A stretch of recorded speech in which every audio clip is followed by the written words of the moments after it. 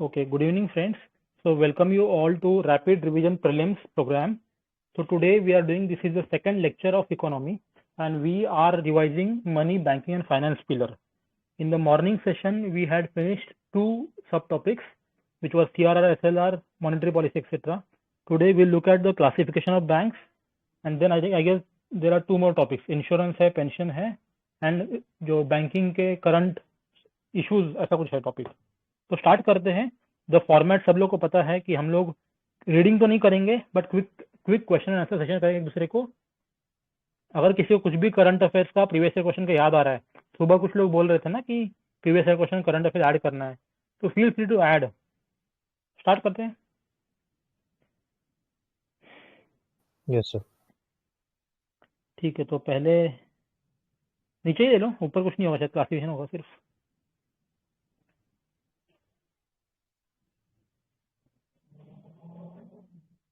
ठीक है, तो पहला आई थिंक ये इमेज देखो अच्छे से प्रॉपरली कि इसी के ऊपर सब कुछ रहेगा. Types of banks and non bank classification दिया हुआ है. तो बैंक्स के अंदर कमर्शियल बैंक्स होते हैं, कोऑपरेटिव बैंक्स है, फिर public, private, foreign and differential bank, ऐसे चार टाइप्स है. क्या हम इसका मतलब है, कोई बताना चाहेगा?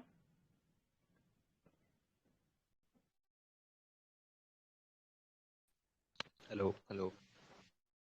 हाँ हाँ, गो अहेड. हाँ जी सर. तो जो बैंक के डिफरेंट टाइप्स हैं, तो बेसिकली जो ये बैंक्स, मतलब मैं ये एक्सप्लेन कर सकता हूँ मैं कि मतलब ये बैंक क्या होते हैं और किस तरीके के काम करते हैं, ये हाँ, सब बस चीज़ें मैं एक्सप्लेन क्विकली कर क्विकली सकता हूँ. समराइज कर दो बस. ठीक है. पब्लिक बैंक तो ये नाम से समझ में आ रहा है कि पब्लिक सेक्टर अंडरटेकिंग होगा, यानी कि इसमें मेजोरिटी शेयर होल्डर गवर्नमेंट होगी. प्राइवेट बैंक, और इसको नाम से जैसे अपन अंडरस्टैंड कर सकते हैं कि इसमें majority share holder private sector employees होंगे.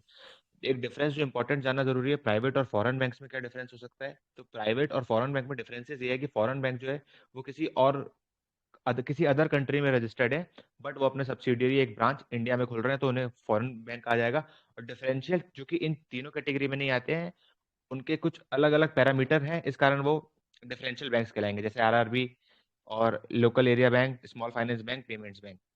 और कोऑपरेटिव, क्योंकि कोऑपरेटिव यानी कि कोई एक ग्रुप ने मिलके वो बैंक बनाया, तो कोऑपरेटिव होंगे. और कोऑपरेटिव मेजरली स्टेट्स में सेंटर्ड है. और हाँ, बस इतना ही है बैंक्स के बारे में तो. और उनके बारे में थोड़ा और डिटेल्स है, जैसे आरआरबी, एलएबी, एसएफबी और पेमेंट्स बैंक, इन सब के बारे में डिटेल्स है थोड़ी थोड़ी, जो कि आगे आएगा शायद. मैं बताता हूँ एक बार शॉर्ट में और कि या हाँ, जो फॉर्मल फाइनेंशियल इंटरमीडिएट्स इंडिया में वर्क करते हैं फिर किसी नेशन में, तो वो basically they are divided on the basis of कि व्हाट्स देयर फंक्शन, किस और उनकी टारगेट ऑडियंस क्या है, वो फंक्शन है उनका.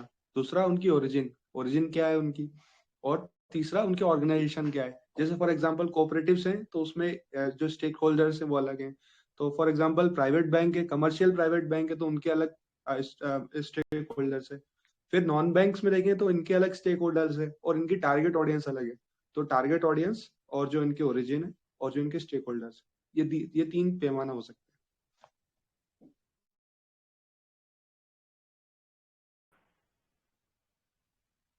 ठीक है, ये टेबल पूरा पढ़ लिया क्या? डायग्राम पूरी पढ़ ली ना? जी सर.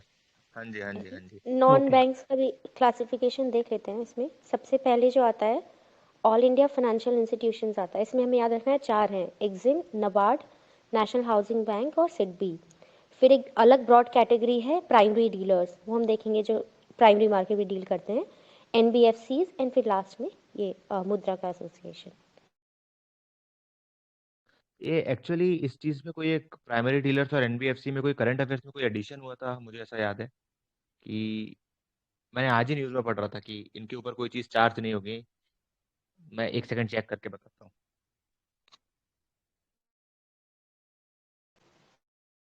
ठीक है, आप ग्रुप में इसको डाल दीजिएगा.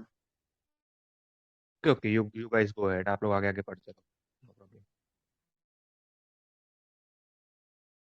ठीक है. एक्चुअली सिंस एक बार क्वेश्चन आया हुआ है टाइमलाइन पे, आई गेस एक बार नहीं दो बार आया हुआ है, तो थोड़ा सा ये इंपॉर्टेंट टाइमलाइंस बतानी चाहिए.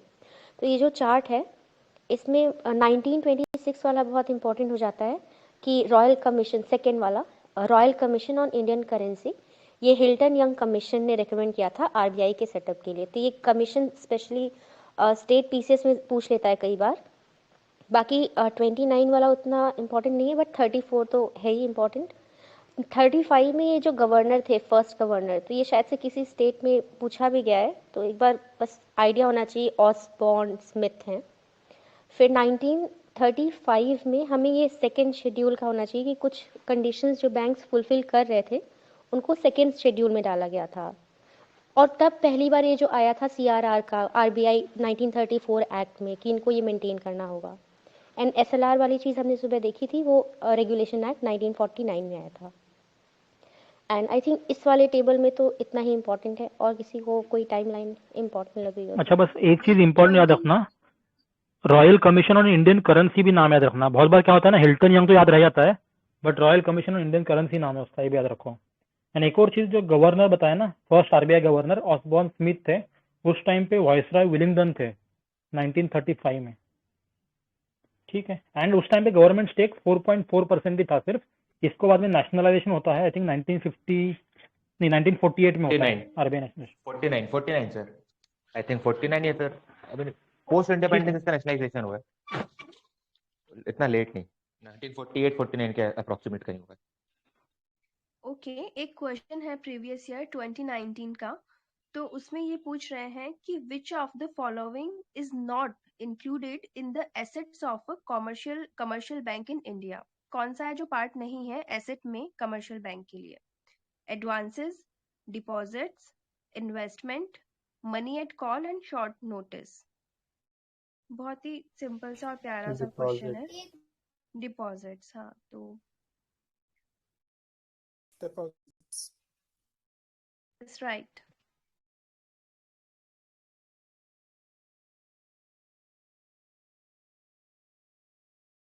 क्या ये वाला भी PYQ देख लेते हैं जो 2009 का आया हुआ है UPSC का। In the context of independent India's economy, which was the earliest event to take place, तो उसके लिए हमें क्रोनोलॉजी पता होगी तो ही हम आंसर कर पाएंगे। Nationalisation of insurance companies, B है नेशनलाइजेशन ऑफ SBI, C है enactment of banking regulation act, and D है introduction of first 5 year plan. तो C एंड D तो सबको आइडिया रहता कि बैंकिंग रेगुलेशन एक्ट 1949 है, और फर्स्ट 5 ईयर प्लान तो हमारा 51 और 56 में था। ये इंश्योरेंस कंपनीज और SBI का किसी को पता है ईयर? 1955 है दोनों भी। आई थिंक SBI इज 1955 और इंश्योरेंस कंपनीज का जो नेशनलाइजेशन है वो 1973 है। भी आगे हम कवर भी करेंगे, तो आई थिंक C सबसे लेटेस्ट मतलब हो जाएगा, सबसे पहला।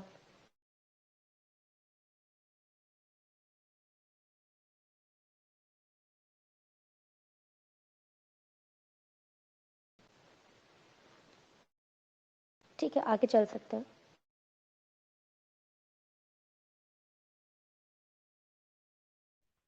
एक बार RBI सेंट्रल बोर्ड का कंपोजिशन देख लो, कुछ इम्पोर्टेंट तो नहीं है वैसे ना।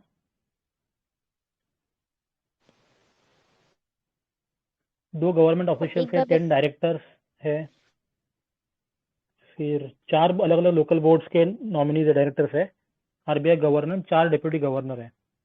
आई थिंक ये RBI एक्ट में दिया हुआ है ना कि 4 ही डिप्यूटी गवर्नर होंगे, ऐसा कुछ। सेक्शन 8 में दिया हुआ है। ठीक है सर, यही पढ़ रहे हैं तो साथ में वो डिस्कस कर लेते हैं, what is prompt corrective action. वो आएगा ना आगे, वो बताना तो ओके बोल दो आप क्विकली, या फिर आगे आएगा वो। हाँ, वो आगे है, सही बोला।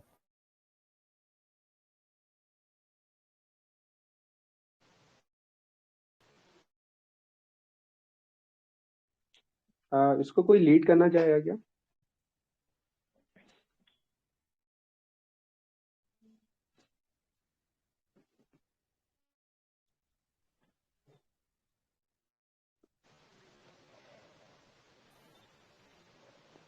हेलो, आवाज आ आप रहा है क्या ये मेरा? रीड करने का। हाँ हाँ। हाँ कोई ठीक है, हाँ आगे सर, देखते हैं। फिर इसको RBI गवर्नर डिप्यूटी गवर्नर का दिया है वहाँ पे। तो 4 वाली चीज, जो चीज बताई मैंने, RBI एक्ट के अंदर सेक्शन 8 में दिया है। और क्या है इसमें इम्पोर्टेंट? अपॉइंटमेंट्स कमिटी करती है ना, they are selected by financial FSRASC appointment search committee.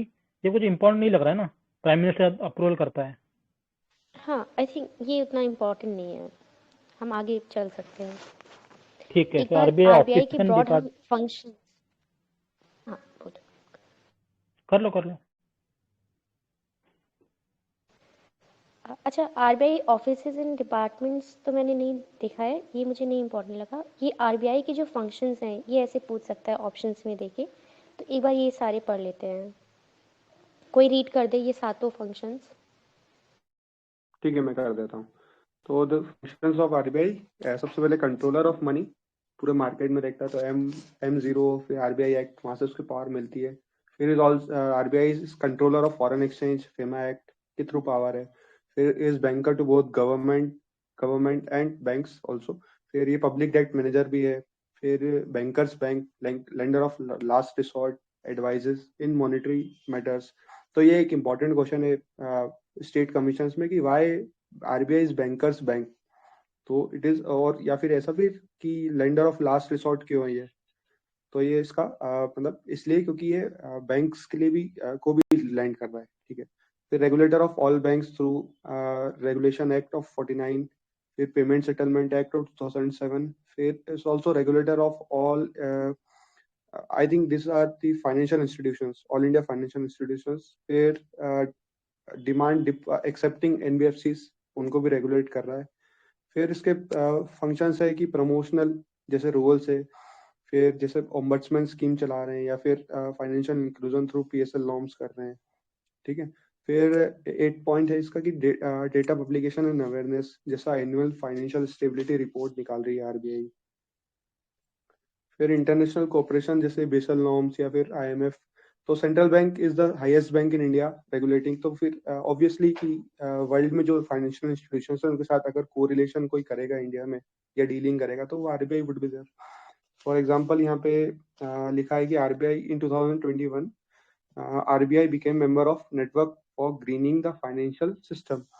NGFS is a group of central banks to contribute to development of environment, headquartered in Paris. Foundation year, अच्छा ठीक है, not important. हाँ, तो जब मैं बता रहा था क्वेश्चन कि क्वेश्चन देखते हैं कि RBI acts as a banker's bank, what does it mean. ठीक है। तो first, other banks retain their deposit with the RBI. Second, the RBI lends fund to commercial banks in times of need. Third, the RBI advises the commercial banks on monetary matters. तो answer codes है 2 and 3, 1 and 2, 1 and 3 and all. क्या होगा इसका answer? हाँ, इसका 1 in 2 होगा ना, because ये एनसीईआरटी की लाइन है, तो ये दो रीजंस की वजह से ही इसको बोला जाता है बैंकर्स बैंक। थर्ड का आई डोंट थिंक कोई ऐसा रेलेवेंस है। हाँ, थर्ड भी उसका क्वालिटेटिव मेजर है ना, जो अपन मॉर्निंग में देखा था, मोरल सुएशन। थर्ड नहीं है क्या उसके अंदर, बैंकर्स बैंक के अंदर? क्योंकि मृणाल सर ने जो दिया है ना, बैंकर्स बैंक के सामने ही तो लिखा है एडवाइजरी वाला। थर्ड होना चाहिए। थर्ड होता है। आई थिंक ऑल 3 होना चाहिए आंसर इसका। हाँ, And all इसीलिए three। ट्रिकी क्वेश्चन हो जाता है, इसीलिए ट्रिकी क्वेश्चन हो जाता है एक्चुअली, कि बहुत सारे लोग 1 and 2 मार्क करेंगे। ठीक है, इसको चेक कर लेते हैं।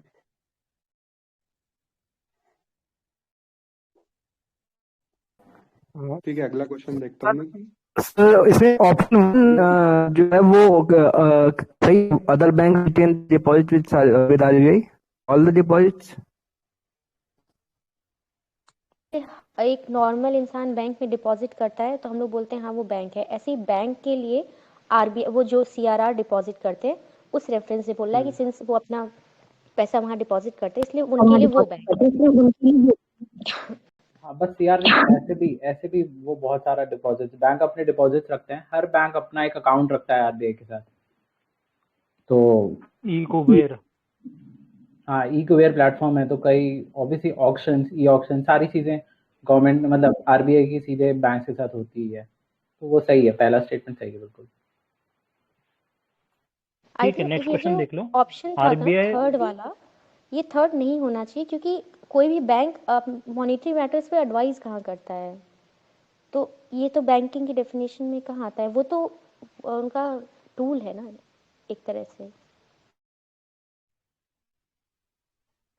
जो मृणाल सर का भी अपन पढ़ रहे थे ना ऊपर आरबीआई के फंक्शंस, उसी में देखो ना बैंकर्स बैंक के सामने लिखा है lender of last resort and advisory in monetary matters. और यूपीएससी ऑफिशियल की भी ऑल कहती है 1 2 3। एडवाइस करता है ना, मतलब अब कोई बैंक बहुत ज़्यादा स्ट्रेस में आ गया है, ये स्ट्रेस एसेट बढ़ गया है, तो उसको तो वो रेगुलेट, मतलब पहले तो एडवाइस दे के ही करता है, बाद में फिर वो प्रॉम्प्ट ठीक है, करेक्टिव एक्शन वगैरह जो है। ओके ठीक है। थर्ड स्टेटमेंट हाँ का नेक्स्ट क्वेश्चन ये देखते आंसर हैं। की से आंसर देख लेंगे, यूपीएससी क्या एक्सेप्ट कर रहा है ये देख लेंगे। ऑल चेक कर रहा था। ओके नेक्स्ट क्वेश्चन देखते हैं। RBI regulates commercial banks in matters of liquidity of assets, branch expansion, merger of banks, winding up of banks. बताओ। ऑल होगा। मुझे भी ऑल ही लग रहा है।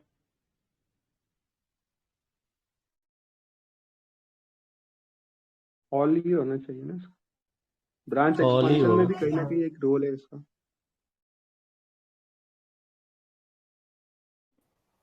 ओके आगे देखते हैं फिर। शेड्यूल्ड बैंक क्या होते हैं? तो अपन ने देखा second schedule of RBI act में लिखा होता है उनके बारे में, paid up capital minimum 5 lakh and not conducting business in harmful manner. तो ये डिफरेंस दिया हुआ है शेड्यूल्ड वर्सेस नॉन शेड्यूल्ड का। इसमें कुछ इंपॉर्टेंट है क्या? हाँ ये लिमिट थोड़ा पता होना चाहिए कि बहुत कम लिमिट है, 5 लाख उस टाइम के हिसाब से है ये लिमिट। हाँ और एक्ट को अमेंड नहीं करा शायद, इसलिए ऐसा होगा वो। हाँ इसको ठीक है तो नॉन डिफरेंस है कि शेड्यूल्ड याद रखो। बैंक ये अपने साथ ही मेंटेन करते हैं, वो इम्पोर्टेंट है। करेक्ट करेक्ट, हाँ ये फैक्ट इंपॉर्टेंट है। Scheduled bank deposit CRR with RBI but non scheduled keep CRR money with themselves. फिर एक और है कि शेड्यूल्ड कमर्शियल होते हैं, शेड्यूल्ड कोऑपरेटिव बैंक दोनों टाइप के होते हैं। बाकी तो आई थिंक इम्पोर्टेंट नहीं है इसमें। Should we move on? एक मिनट, जो पेड अप शेयर कैपिटल की बात करी थी शेड्यूल्ड बैंक में, वो कितना बता रहे थे आप लोग अभी? 5 लाख। 5 लाख। नो, मतलब ये 500 करोड़ है, कुछ मिसप्रिंटिंग हुई होगी शायद इधर। नहीं मेरे पास भी 5 लाख से लिखा हुआ है। आई थिंक जो आप बोल रहे हो ना वो payment bank and small finance bank वाला है वो। नहीं नहीं वो नहीं, वो ऑन टैप लाइसेंसिंग अगर नए यूनिवर्सल करनी है तो उसके लिए 500 करोड़। जो जब स्टार्टिंग में ये नेशनलाइज कर रहे थे तब की ये लिमिट है कि उस समय जब जो भी बैंक इनको शेड्यूल्ड बैंक में डालना था उन्होंने ये क्राइटेरिया रखा था, तब से इसको चेंज ही नहीं किया गया है। ये भी याद रखना है कि सिर्फ पेड अप कैपिटल नहीं है, प्लस रिजर्व्स भी है। ओके हाँ ठीक है आगे देखते हैं। फिर कमर्शियल बैंक का सीक्वेंस दिया हुआ है प्री इंडिपेंडेंस से लेके। सबसे पहला बैंक 1707 में bank of Hindustan, European owned bank था, कलकत्ता बेस्ड। फिर इलाहाबाद बैंक आया 1865 में। फिर 1894 में पीएनबी आया जो Lala Lajpat Rai had help the foundation of it. Then bank of Baroda 1908। ठीक है आगे चले। हाँ आगे चल सकते हैं। फिर नेशनलाइजेशन के रीजन छोड़ देते हैं इसको। नेक्सस था बैंक्स एंड इंडस्ट्रीज के बीच में वगैरह। फिर पोस्ट इंडिपेंडेंस कैसा सीक्वेंस था देख लो एक बार। 1948 में RBI transfer of ownership act आया। 1948 में ऑपरेशन पोलो हुआ था हैदराबाद का। 1951 फर्स्ट 5 ईयर प्लान। 53 में एयर इंडिया नेशनलाइज करी थी। ये याद रखो कि अभी रिसेंट न्यूज में भी था ना ये टाटा का, टाटा ने खरीद लिया इसको। 1953 एयर इंडिया। राइट। ठीक है फिर 1955 में एसबीआई को नेशनलाइज बना के एसबीआई को नेशनलाइज कर दिया। इंपीरियल बैंक पहले नाम था उसका। 1955-56 में एलआईसी एक्ट भी आया प्राइवेट इंश्योरेंस कंपनीज के ऊपर। तो आई थिंक थोड़ी देर पहले आप इंश्योरेंस का ही पूछ रहे थे ना एमेबल? 1973 है ना? नहीं वो अलग है। एलआईसी एक्ट भी है ना एक, प्राइवेट लाइफ इंश्योरेंस कंपनीज को। 1972-73 में जनरल इंश्योरेंस वाला। नेशनलाइजेशन ऑफ, हाँ वो नेशनलाइजेशन ऑफ इंश्योरेंस कंपनीज था।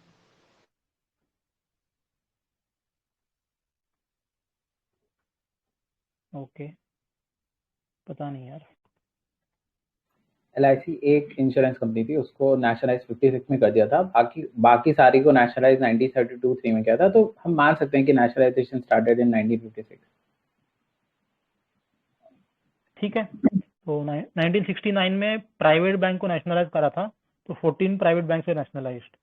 72-73 में देखा अपन ने कि जनरल इंश्योरेंस एक्ट आया था, जिसके तहत 4 सब्सिडरी बनाई थी, जो अभी भी है काइंड ऑफ।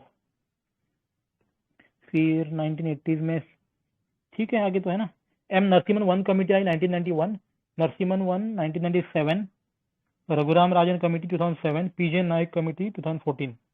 पीजे नाइक किस लिए फेमस है? सर वो नरसिम्हन 2 होगा सर, 1997 वाला। हाँ यार वही लग रहा है। 2 नरसिम्हम कमेटी थी सर, एंड नरसिम्हम जहां तक मुझे पता है is the only RBI governor who came from with in RBI। Okay, interesting. अभी रिसेंट में उनकी डेथ हुई ना सर, तो इसीलिए पढ़ा। ओके ओके, ठीक है, थैंक यू। फिर आगे देखते हैं।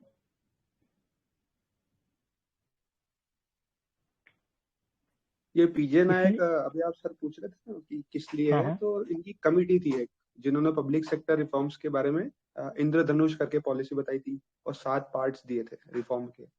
जैसे उन्होंने बोला था अपॉइंटमेंट्स में रिफॉर्म हो, बैंक बोर्ड ब्यूरो में रिफॉर्म हो, कैपिटलाइजेशन हो, डिस्ट्रेसिंग हो, अकाउंटेबिलिटी फिक्स करे, या फिर गवर्नेंस रिफॉर्म करे।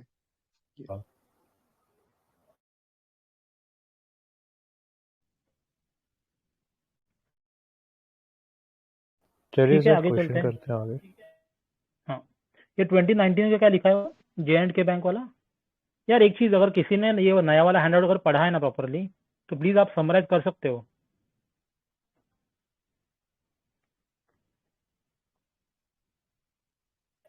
सर ये रीसेंट वाला ही लग रहा है मुझे, तो ये हैंडआउट नहीं रीसेंट ही है नहीं, सर। ये हैंडआउट है ठीक है, लेकिन मैं जो पढ़ रहा हूँ ना वो मेरे नोट से पढ़ रहा हूँ, तो इफ आई मिस एनीथिंग आप लोग भी पिच इन कर लीजिएगा, ऐसे बोल रहा हूँ मैं।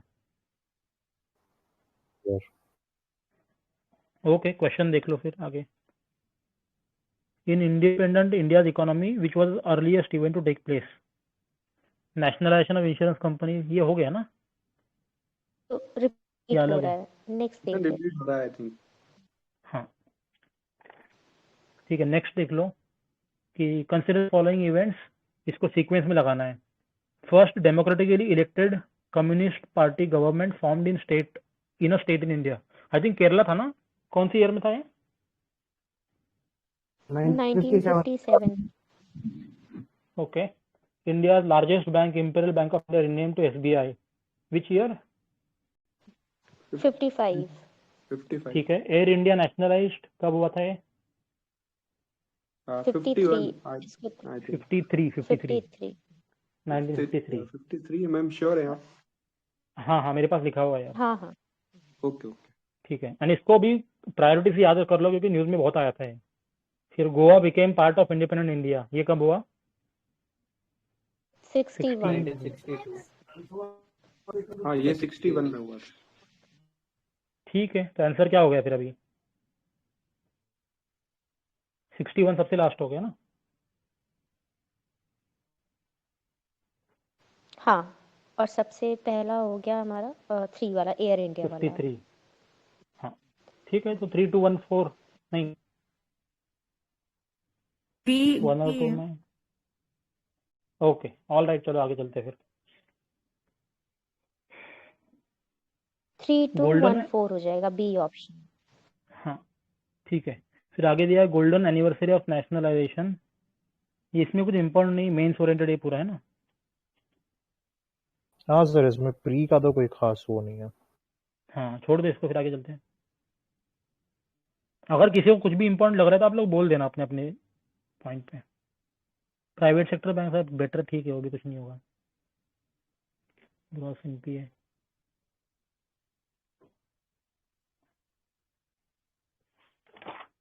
यहाँ पे फैक्ट दिया हुआ है कि जो टोटल बैंक्स का फ्रॉड था ना, तो more than 90% of cases occur in the private the PSBs, the public sector banks.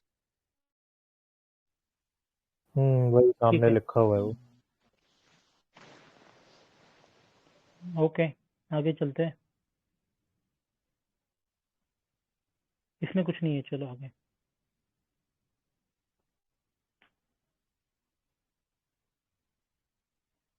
हाँ, कंसोलिडेशन ऑफ पीएसबीज ना। तो इसमें बस फैक्ट्स क्या है थोड़े बहुत। 2013 में Bharatiya Mahila bank was setup, headquarter New Delhi, 100% government ownership, and इसमें board of directors all woman थे। फिर 2017 में BMB and 5 associated bank of SBI, इनको मर्ज कर दिया गया, ठीक है। 17 में मर्ज कर दिया इनको। इन 2019 में विजया बैंक एंड देना bank merge into bank of Baroda. और कुछ इम्पोर्टेंट है क्या इसमें? नहीं, आई डोंट थिंक इसमें इतना इम्पोर्टेंट है।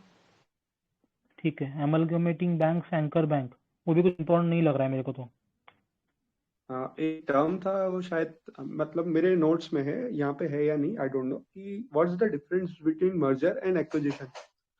तो एक्विजिशन जो है वो ऐसा है कि bigger acquiring the smaller banks, whereas merger ऐसा है कि similar types of banks are being merged and form. ठीक है, थैंक यू।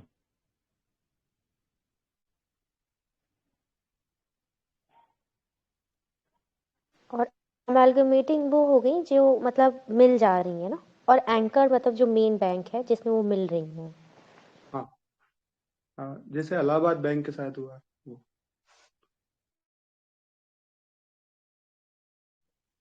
ठीक है, आगे देखो फिर प्राइवेटाइजेशन के बारे में। दो देख रहे थे अपन, मर्जर एंड प्राइवेटाइजेशन, दो मेथड है कंसोलिडेशन करने के। तो प्राइवेटाइजेशन पहला दिया है कि UTI bank privatize into Axis bank, 2007 में हुआ था ये। फिर IDBI bank purchase by LIC in 2018। इसमें याद रखो कि 1964 में as a development financial institution बना था ये, by the act of parliament, IDBI act 1964। तो this was like 2 years after India China war. And पीजेएनआई committee ने रिकमेंड करा था कि इसको एग्जिट करना चाहिए गवर्नमेंट को। फिर बजट में अनाउंस कर दिया। LIC was force to buy, जो भी है 51% स्टेक हो गए उनके फिर अभी करंटली। एंड यहाँ पे ऐसा लिखा है कि RBI has declared IDBI as private sector bank. Privatisation का एग्जैक्ट मीनिंग पता होना चाहिए कि जब 51% से ज़्यादा शेयर होल्डिंग प्राइवेट एंटिटीज को सेल कर दें। इसमें बेसिकली ऐसा बोल रहे हैं ना कि LIC itself is a government company. तो फिर अगर एलआईसी के पास आरबीआई का ओनरशिप, आईडीबीआई का ओनरशिप गया तो भी वो प्राइवेट नहीं होना चाहिए। बट अगर आरबीआई ने बोला है तो विल एज्यूम कि प्राइवेट सेक्टर बैंक है। ठीक है, आगे चलो। फिर anti argument for merger and privatisation दिए हुए, कुछ काम के नहीं, आगे चलो।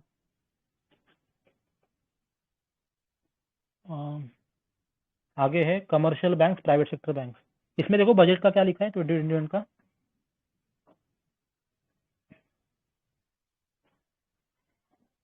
बैंकिंग इन्वेस्टमेंट कंपनी पता होनी चाहिए कि ये क्या होती है। कि इसमें बोला गया था कि जो गवर्नमेंट है वो जितने भी अपने पब्लिक सेक्टर बैंक के शेयर्स हैं एक ऐसे कंपनी बनाए, उसमें ट्रांसफर कर दे, और ये जो मेन होगी अम्ब्रेला एंटिटी जिसको बोल सकते हैं, या होल्डिंग या पेरेंट कंपनी होगी, ये उसके अंडर में फिर सारे आ जाएंगे पीएसपीज।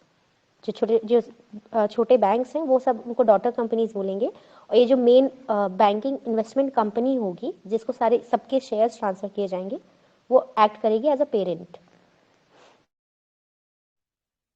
ठीक है यार, एक चीज बताना, ये हैंडआउट किसने पढ़ के आया है? कोई पढ़ के आया है क्या अच्छे से?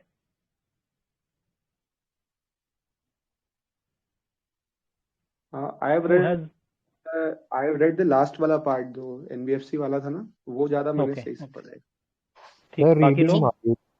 ठीक है, मैं बोल देती हूँ। एक्चुअली मुझे थोड़ा खांसी वाला दिक्कत है, तो थोड़ा आप लोग वो कर लेना। नहीं, आप बस जो करंट अफेयर अपडेट होंगे ना, आप उतना बोल दो। I read it from my notes, जो ओल्ड वाले होंगे। जो मैं मैंने कुछ मिस करा तो आप बोल देना, बस करंट वाली चीजें। ठीक है, ठीक है, ओके। ठीक है, तो आगे देखना है आपने commercial banks and private sector banks. तो ठीक है, politicisation of public sector banks हुआ है। एंड पहले government administrated loan interest rate रहता था, इसलिए पॉपुलिज्म होने लगा। फिर लो रिकवरी ऑफ एनपीए था, एम्प्लॉय यूनियन बन गए। तो बैलेंस ऑफ पेमेंट क्राइसिस हुआ 1991 में। उसके बाद में एम नरसिम्हन कमेटी 1991 की आई। दे सजेस्टेड कि RBI should decrease CRR SLR. Government ने अपना स्टेक्स कम करना चाहिए पीएसबी से। Allow entry of new private banks and new foreign banks. तो इसीलिए 3 राउंड में प्राइवेट बैंक्स आए। 1993 to 95 ICICI, HDFC वगैरह।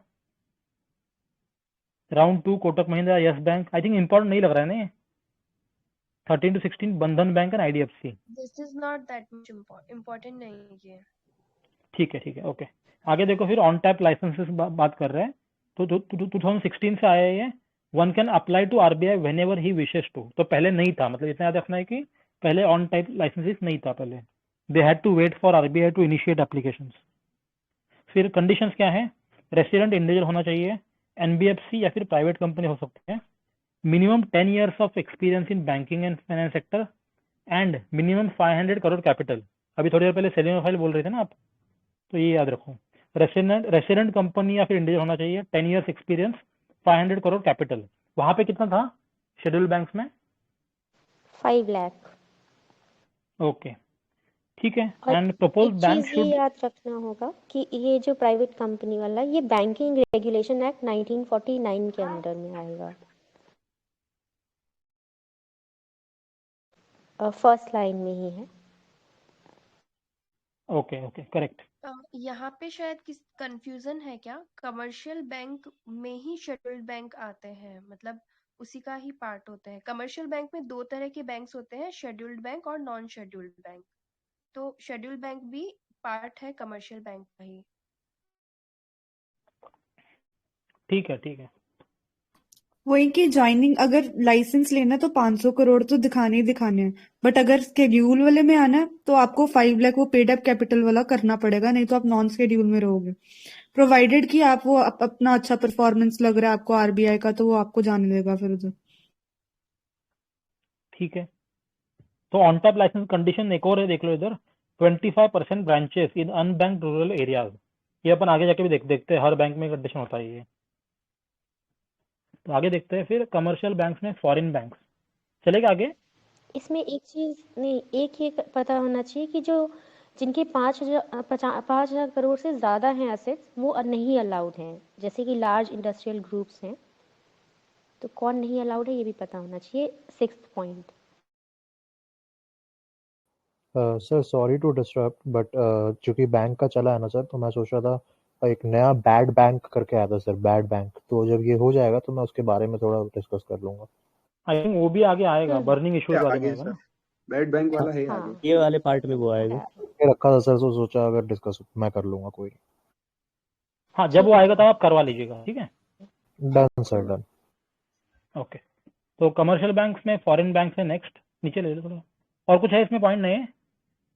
श्यामला हाँ, गोपीनाथ ये पता कमेटी। होना चाहिए कि जो बैंक्स हैं सबसे पहले वो कैसे रजिस्टर होते हैं। तो कंपनीज एक्ट में होते हैं, तो कौन सी मिनिस्ट्री देखती है? तो मिनिस्ट्री ऑफ कॉर्पोरेट अफेयर्स है। और मिनिमम इनका 500 करोड़ होना चाहिए कैपिटल। और सेबी से भी परमिशन लेनी होगी अगर आपको शेयर्स इशू करने हैं। ठीक है, थैंक यू।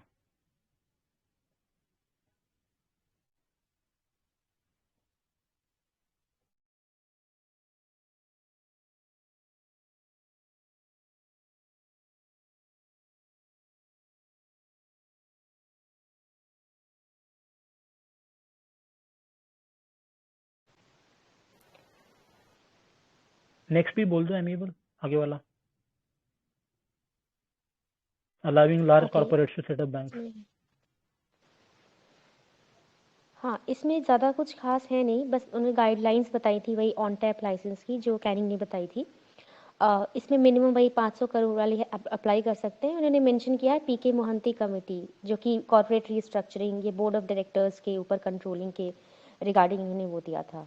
इसमें इतना ही है। फिर IL&FS, ये जो शैडो बैंकिंग वाला कॉन्सेप्ट है, ये भी हम आगे देखेंगे।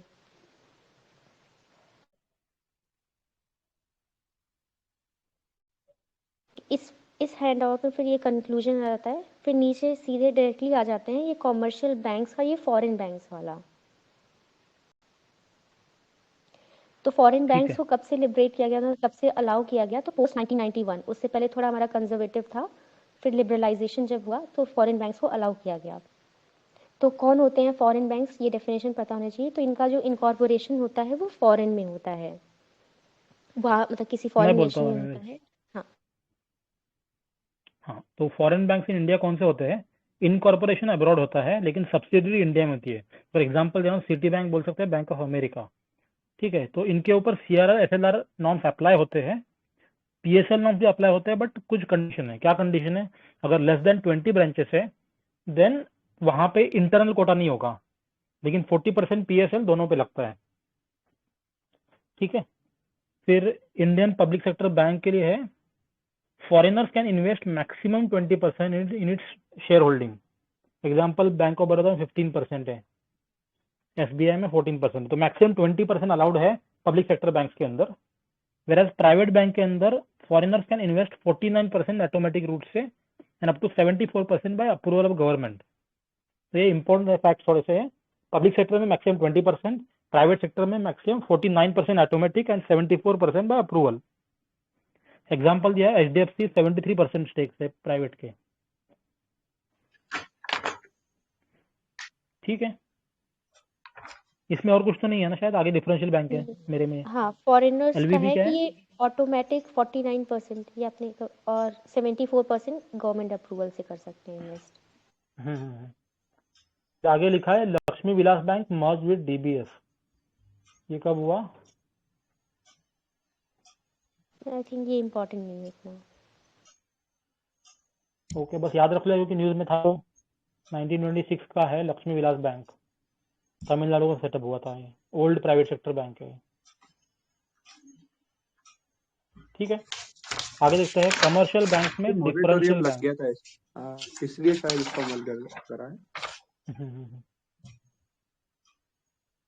बस याद रख लो 1926 का बैंक है, मतलब हिस्टोरिकल कहीं पे ऐसा पता नहीं। कमर्शियल बैंक में डिफरेंशियल बैंक दिए हैं, तो क्या होते हैं ये? There are two types in universal and differential. Universal मतलब कि एनीवेयर ऑपरेट करते हैं। डिफरेंशियल में जैसे लोकल एरिया बैंक हो गया या फिर रीजनल रूरल बैंक हो गया, नाम से ही पता चल रहा है ना, आगे आएगा वैसे। इसमें बहुत टाइम एंड डिमांड डिपेंड होते हैं। फिर डिफरेंशियल बैंक में जैसे एग्जांपल पेमेंट बैंक है, दे एक्सेप्ट मैक्सिमम 1 लाख। फिर लोन्स किसी को भी दे सकते हैं ये लोग, वेराज यहाँ पे कंडीशन दिए हुए जैसे एसएफबीज एंड आरआरबी 75% पीएसएल को देना कंपलसरी है, एंड पेमेंट बैंक लोन ही दे नहीं सकते। Guys please mute your mics.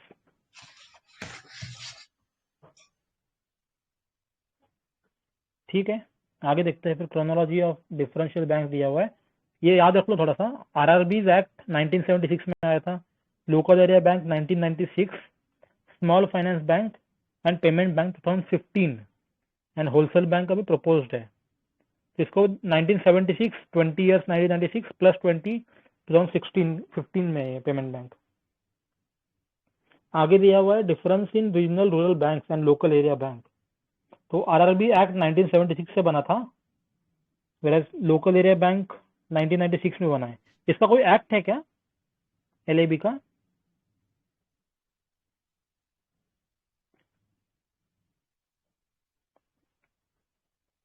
नहीं होगा, क्योंकि यहाँ इसमें पे तो लिखा है कि बजट लिखा हुआ है। नहीं, आगे लिखा है ना कि they are not created by union government और state government but by private entities simply applying to RBI under banking regulation act, ठीक है। तो इसमें आरआरबी में क्या होता है ना, union state and sponsor bank मिला के 51% स्टेक होता है इनका।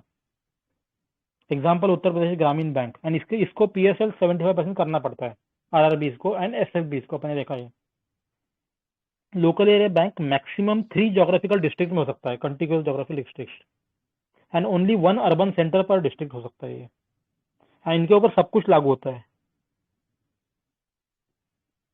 लेकिन कंडीशन लगा के, मतलब, ठीक है। RBI is the ultimate regulator for RRBs, but immediate regulator होता है NABARD, and local area bank के लिए ओनली आरबीआई रेगुलेट्स देम, ठीक है। आगे देखते हैं फिर। सर आपने वो कुछ बताया था ना 20 ब्रांच के ऊपर होने से, कुछ आपने बताया था अभी। वो फॉरेन बैंक के लिए था वो, मतलब हाँ अगर सर, 20 तो फॉरेन बैंक सर वो तो 20 ब्रांच का था, लेकिन सर जो जैसे पीएसएल नॉर्म्स में वो 25 ब्रांच होता है ना सर? नहीं 20 ही है। नहीं 20 ही है, वो मैंने गलती से बोल दिया सुबह 25, 20 ही है वो। Okay sir, okay. हाँ, एक इसमें ये याद रखना होगा कि जो रीजनल रूरल बैंक्स हैं, इनका जो लोन का इंटरेस्ट रेट है वो जो भी कोऑपरेटिव बैंक्स का है उससे ज़्यादा नहीं हो सकता है।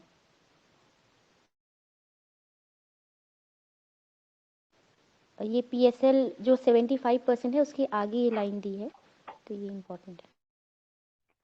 हाँ हाँ, वेरी इंपॉर्टेंट पॉइंट यार, चलो थैंक यू।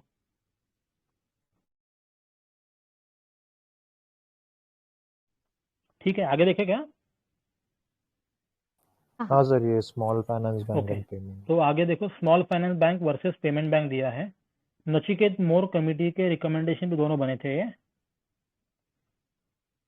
फिर एग्जाम्पल दिए हैं, पेमेंट बैंक अभी 6 है, अपडेट कोई दिया है क्या इधर? नहीं, ठीक है। Airtel, India Post, Fino, Paytm, Jio, NSDL। फिर एलिजिबिलिटी क्या है? मिनिमम 100 करोड़ कैपिटल होना चाहिए। थोड़ी देर पहले क्या देखा था अपने? 500 करोड़ ऑन टैप लाइसेंसिंग था। ठीक है। फिर रेसिडेंट होना चाहिए, इंडियन होना चाहिए। Local area bank can become small finance bank, क्योंकि local area bank becoming payment bank does not make sense at all. NBFC also can become small finance bank. Payment bank के लिए एक condition दिया है, mobile telephone companies and supermarket chain cooperative and companies control by resident Indian. इसके ऊपर previous question भी आया था, टेलीफोन कंपनीज वाला। ठीक है, एंड 10 years एक्सपीरियंस का कंडीशन है इसमें स्मॉल फाइनेंस बैंक में। बाकी तो कुछ इंपॉर्टेंट नहीं लग रहा है। हाँ, रूरल पेनिट्रेशन के बारे में 25% ब्रांचेस होनी चाहिए रूरल एरियाज में, वेराज पेमेंट बैंक के बारे में 25% एक्सेस पॉइंट्स होने चाहिए, because they may not have branches as well. ठीक है। टारगेट कंज्यूमर्स कौन है इनके? Underserved farmers, micro small industries. अच्छा, एक बस डिफरेंस याद रख लो, पेमेंट बैंक्स NRI डिपॉजिट नहीं लेती है, फिक्स डिपॉजिट नहीं लेती है, रिकरिंग डिपॉजिट नहीं लेती है। तो सर अगर डिपॉजिट नहीं लेगी तो इन पे फिर तो CRR वगैरह भी लागू नहीं होगा? आई थिंक होगा, क्योंकि ये डिमांड डिपॉजिट लेते हैं ना। I am not sure about it. इसी टेबल में शायद नीचे है सर, शायद होगा।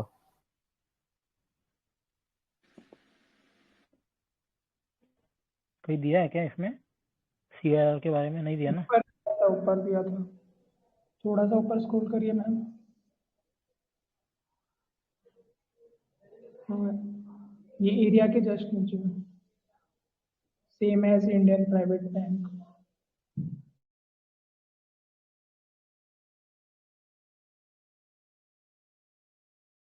Fourth point in the table.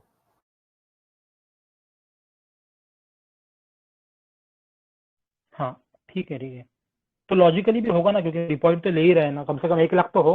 1 lakh तो ले ही रहे, तो कुछ भी कांड कर सकते हैं ना। ठीक है, तो डिपॉजिट का देख लिया अपन ने, they accept only demand deposits but not fix deposit या फिर recurring deposit, no NRI deposit and maximum 1 lakh per year पर कस्टमर। डेबिट कार्ड दे सकते हैं बट क्रेडिट कार्ड नहीं दे सकते पेमेंट बैंक, वेराज ये तो स्मॉल फाइनेंस बैंक दोनों कर सकता है।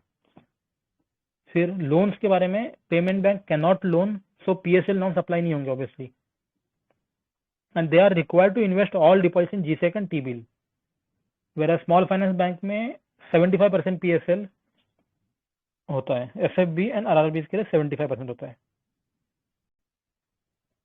and 50% of the loan portfolio has to be less than 25 lakhs loans. ठीक है। Basel norms applicable on both SFBs and payment banks. एक बोलिए सर। एक क्वेश्चन मैं सबसे पूछता हूँ कि जैसे यहाँ पे जो बैंक्स हैं ये ना क्रेडिट कार्ड इश्यू कर रही है ना लोन्स दे रही है, तो फिर इनको प्रॉफिट कैसे आ रहा है और ये एग्जिस्ट क्यों कर रही है? किसी के पास इसका आंसर है?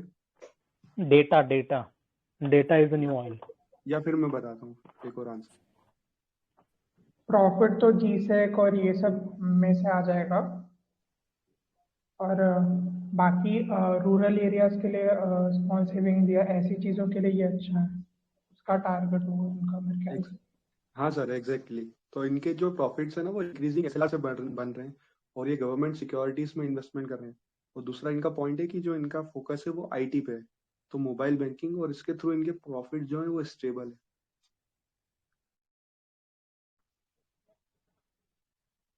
बढ़िया ठीक था है। ये।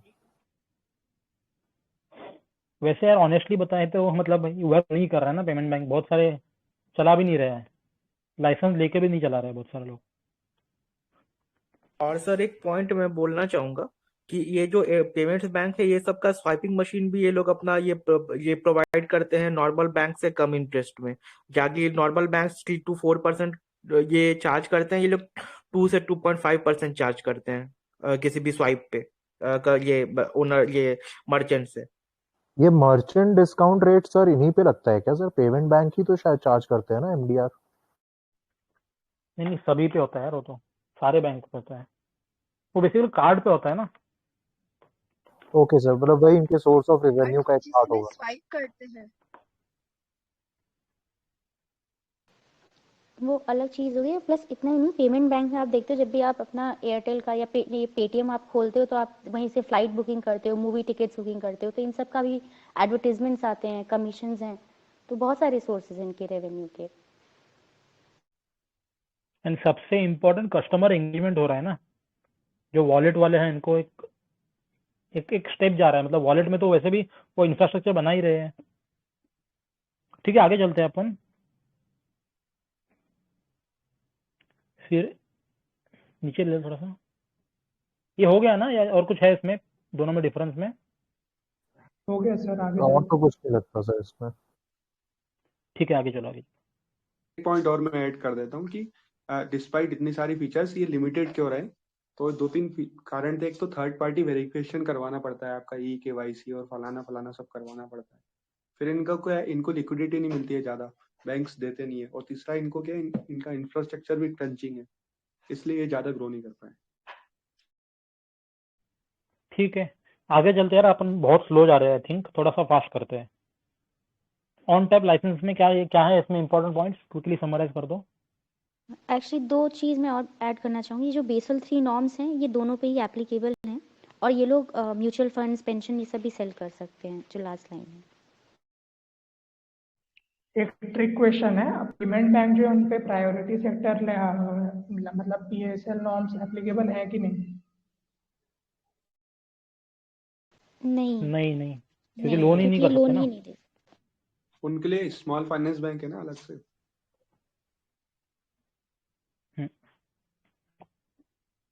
ठीक है, आगे चल सकते हैं। ठीक है, आगे दिया है कि ऑन टैप लाइसेंस के बारे में दिया हुआ है फॉर SFBs। तो एलिजिबिलिटी कंडीशन क्या है? 200 करोड़ कैपिटल, फिर 10 years of experience in banking and 5 year से ज़्यादा ओल्ड कंपनीज होना चाहिए, ऐसा कुछ 5 year ओल्ड कंपनी होनी चाहिए उनकी। Existing NBFCs, MFIs, local area banks and payment banks can be converted to SFBs. Urban cooperating banks are allowed to convert to SFB. ठीक है, आगे चलते हैं। And even payment banks can convert to SFB after 5 years of operation.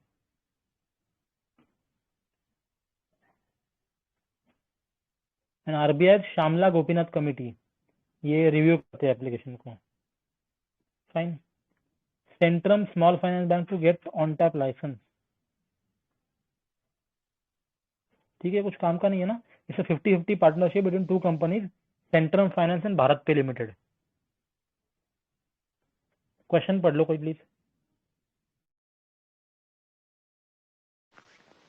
ये prelims का 2016 का question है, हमें पेमेंट बैंक्स के बारे में करेक्ट स्टेटमेंट बतानी है। पहला है, mobile telephone companies and supermarket chains that are owned and controlled by residents are eligible to be promoters of payment banks.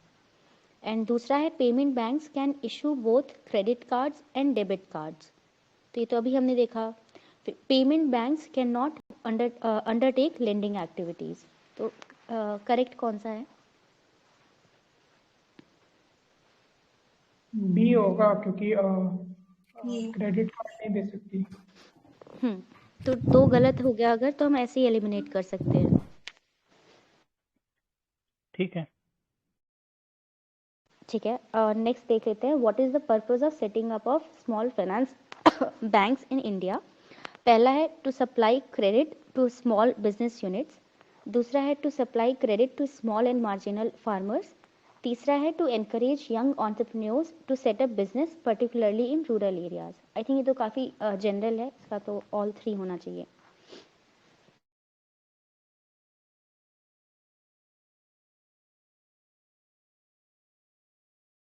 All 3 ही होगा इसमें भी। यार रूरल एरियाज की बात कहाँ बोली है स्मॉल फाइनेंस बैंक्स में? ऐसा कुछ तो ऑब्जेक्टिव में नहीं है। किसी को पता है कि इसका ऑफिशियल आंसर क्या है? अरे पढ़ा था ना 25% बैंक अनबैंक्ड एरिया में खोलना है उनको। हाँ तो सभी के लिए होता है फाइनेंशियल वो। इंक्लूजन के लिए आया था ना सर, एसएफबीज तो फाइनेंशियल इंक्लूजन के लिए आए थे सर, ऊपर पढ़ा भी था हमने नोट्स में भी। तो सर फंड्स रहेंगे तो एंटरप्रेन्योर्स एंकरेज अपने आप होंगे, इसलिए ये पॉइंट भी सही होना चाहिए। मेनली हाँ, आई थिंक तीनों ही सही है। ठीक है, थोड़ा स्पीड अप करते हैं सर, है ना। नेक्स्ट देख लेते हैं इंडियन पोस्ट पेमेंट बैंक।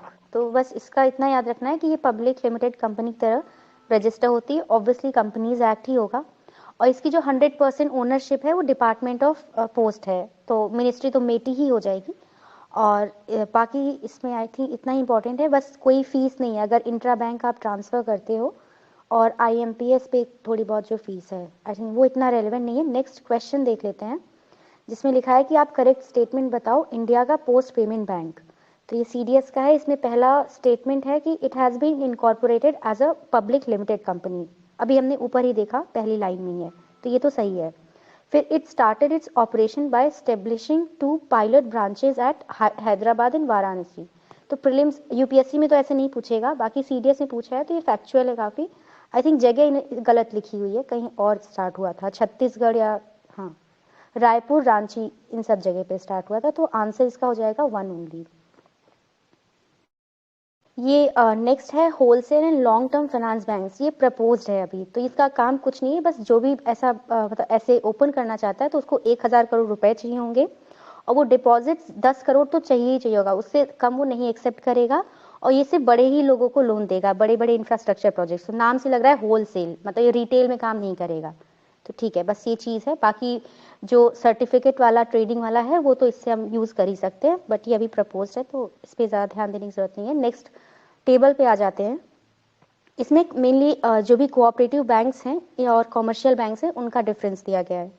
तो जो कॉमर्शियल बैंक्स हैं तो उसमें अगर रेगुलेशन है तो ये एप्लीकेबल है 1949 से, और कोऑपरेटिव अभी हमने ऊपर भी देखा था 1966 से है।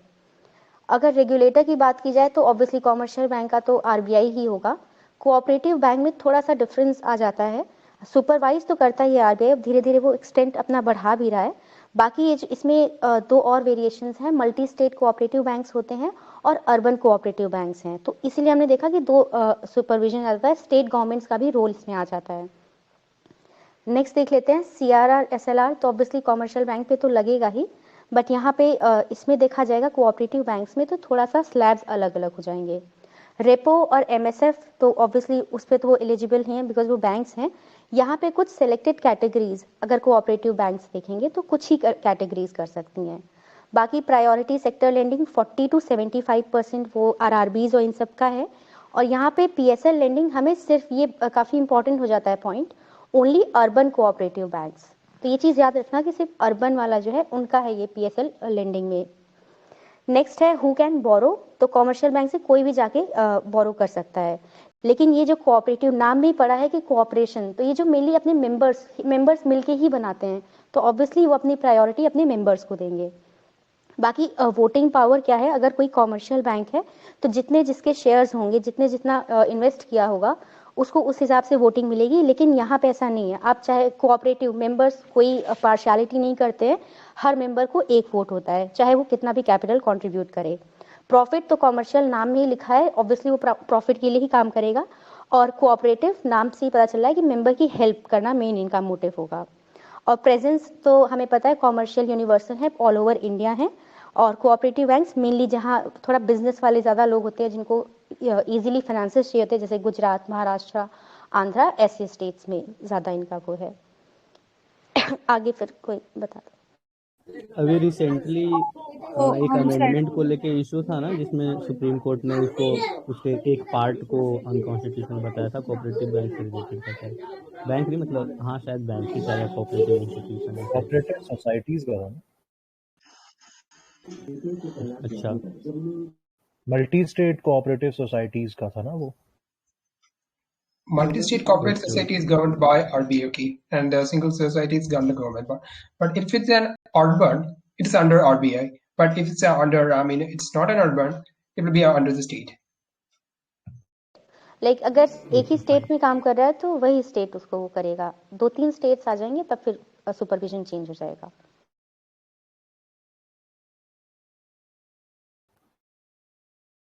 अर्बन कोऑपरेटिव, आगे बढ़ते हैं। एंड मैम वो जो एसएफबी वाला जो हम देख रहे थे एमसीक्यू, उसका ऑफिशियल आंसर ए है, तो वो इनकरेज यंग एंटरप्रेन्योर्स वाला ऑप्शन गलत है।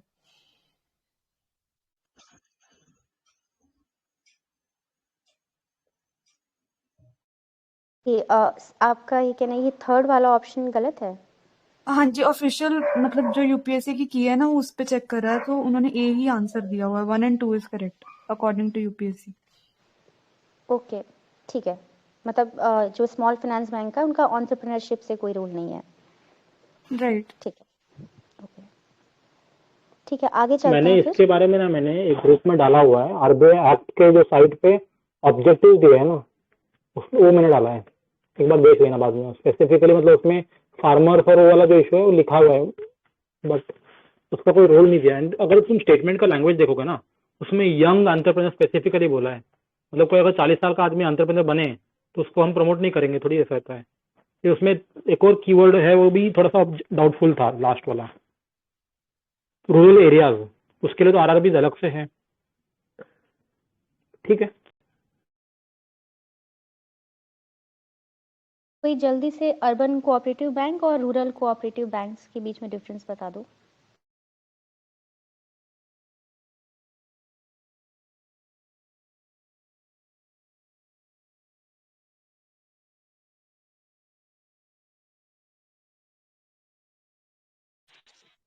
तो बेसिकली इनके बीच में जो ओरिजिन है उसके कारण डिफरेंस है। तो अर्बन जो है वो अर्बन एरियाज में और रूरल ऑब्वियसली इन रूरल एरियाज। तो और ये है कि जो अर्बन कोऑपरेटिव्स है दे आर फर्दर कैटेगराइज, तो शेड्यूल, नॉन शेड्यूल या फिर सिंगल स्टेट या फिर मल्टी स्टेट्स। और फिर इसमें कि from 2018 RBI allowed them to voluntarily upgrade to SFBs with certain conditions.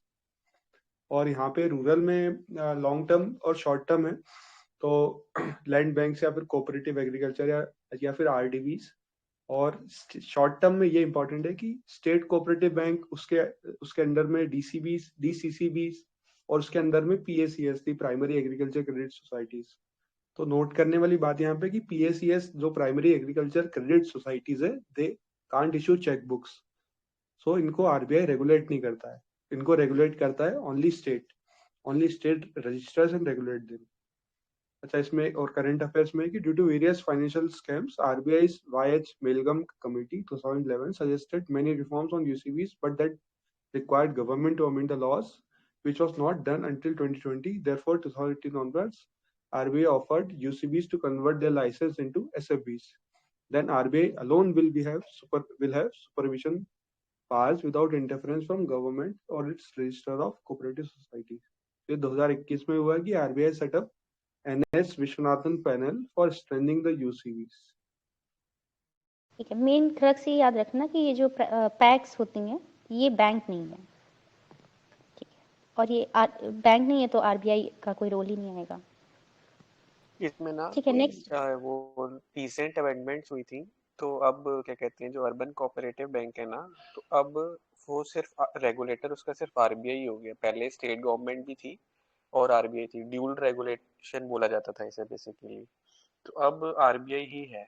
और सिमिलरली एक होते सिंगल स्टेट, एक होते मल्टी स्टेट, जो हम अभी डिस्कस हुआ। तो अब दोनों में आरबीआई का ही सिर्फ रेगुलेशन होगा और स्टेट यही मतलब दूसरी चीज का कोई रेगुलेशन नहीं होगा। मल्टी स्टेट में आरबीआई रेगुलेट करेगा, ये कब का है अमेंडमेंट, कब हुआ है ये चेंज? क्योंकि मल्टी स्टेट में ये तो शायद जितना मुझे याद सेंट्रल है ये कर लास्ट देता ईयर है। हुआ था, लास्ट ईयर मैंने पढ़ा था ये। ये रिसेंट में हुआ है अभी। इसको एक बार चेक कर लेंगे क्योंकि ओके ये शायद मृणाल में भी दे रखा था, मैंने कहीं मृणाल में भी देखा है, कहीं आगे पीछे होगा ये। अगर ये अपडेटेड वाला है ना पीडीएफ तो होगा कहीं ना कहीं। Okay I am noting it down, I will check it later. और नहीं, मैंने गूगल करके रूरल चेक कर लिया है, गूगल देख लिया मैंने आरबीआई। और रूरल में आरबीआई और स्टेट गवर्नमेंट अभी भी है, मतलब ये चेंज नहीं हुआ है, लेकिन अर्बन में चेंज हुआ है। हारे और वो ये जो सही पैक्स है ना, और ये जो पैक्स है ना, ये स्टेट गवर्नमेंट रेगुलेट करती है, इसमें आरबीआई का कोई रोल नहीं होता।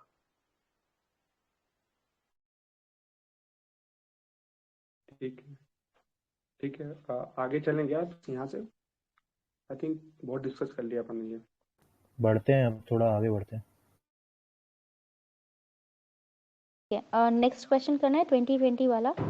ये पूछ रहा है करेक्ट स्टेटमेंट बताओ। पहली स्टेटमेंट है in terms of short term credit delivery to the agriculture sector district central cooperative banks deliver more credit in comparison to scheduled commercial banks and regional rural banks.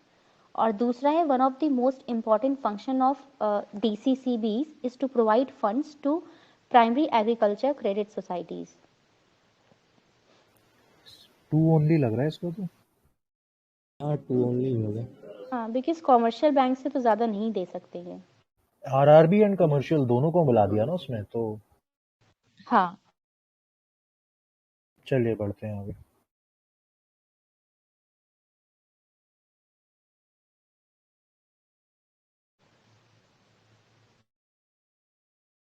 ठीक है next table देख लेते हैं। Banking regulation ordinance act 2020। तो mainly हमें देखना है कि अब थोड़े रेगुलेटर्स चेंज हुए हैं। तो कॉमर्शियल का ऑब्वियसली आरबीआई है। कोऑपरेटिव अगर सिंगल स्टेट है और रूरल एरिया का है तो आरबीआई प्लस स्टेट गवर्नमेंट का रोल होगा। और यही अगर अर्बन एरिया है तो सिर्फ आरबीआई का रोल है। और मल्टी स्टेट कोऑपरेटिव में अभी भी इसमें दिखा रहा है आरबीआई का ही रोल है।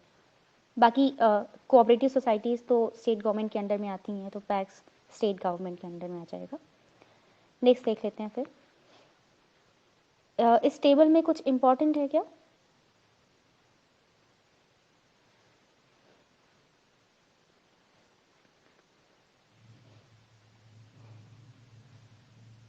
कुछ चेंजेस किए गए हैं। ये जो एक्ट आया है 2020 वाला, बस ये देख लेते हैं कि अभी जो रिफॉर्म्स थोड़ा फ्लेक्सिबल कर दिया गया है। इजीली आप अमेलगमेट कर सकते हो, मर्ज कर सकते हो। और तीसरा है ये इसमें दिया गया है कि बैंक का जो चेयरमैन है वो इनसॉल्वेंट नहीं होना चाहिए, कोई कॉन्विक्टेड पर्सन नहीं होना चाहिए। अगर ऐसा हुआ तो आरबीआई उसे कभी भी रिमूव कर सकता है। और जो भी कोऑपरेटिव बैंक का बोर्ड ऑफ डायरेक्टर्स हैं they must have at least 51% of members with knowledge और experience in accountancy। तो मतलब 51% उनको knowledgeable लोग चाहिए। और लास्ट वाला है कि अगर कोई भी स्कैम होता है कोऑपरेटिव बैंक्स में तो जो आरबीआई है वो टेक ओवर कर सकती है, सुपरसीड कर सकती है बोर्ड ऑफ डायरेक्टर्स को आगे के आने वाले 5 साल तक के लिए। उसके बाद नेक्स्ट देख लेते हैं फॉर्मल जो फाइनेंशियल इंस्टीट्यूशंस हैं, नॉन बैंकिंग फाइनेंशियल इंस्टीट्यूशंस। तो सबसे पहला आता है इसमें डेवलपमेंट फाइनेंशियल इंस्टीट्यूशन। तो ये मेनली आपका मीडियम से लेके लॉन्ग टर्म लोन्स देते हैं, इंडस्ट्रीज और सपोर्ट सर्विसेज प्रोवाइड करते हैं। तो ये भी पता होना चाहिए। फॉरेन करेंसी अंडर राइटिंग वाला भी सपोर्ट प्रोवाइड करते हैं, टेक्निकल मैनेजमेंट कंसल्टेंसी भी। ये इंपॉर्टेंट रहता है कि यहाँ पे ऑर्डिनरी पीपल से कोई भी डिपॉजिट्स एक्सेप्ट नहीं करते हैं। एंड इसमें आई थिंक फिर लास्ट वाली जो लाइन है वो इम्पॉर्टेंट रहती है कि यहाँ पे जो एम नरसिम्हम 2 कमेटी है उन्होंने रेकमेंड किया था कि सिर्फ 2 ही कैटेगरी होनी चाहिए, या तो आप बैंक रखो या फिर नॉन बैंक रखो। एक बार टाइमलाइन इंपॉर्टेंट रहता है। 1948 का हमें बताना चाहिए, आईएफसीआई था। एंड 1955 तो हमने अभी पढ़ा भी पीछे भी। बाकी इसमें 1964 देख लेते हैं। इंपॉर्टेंट है क्या?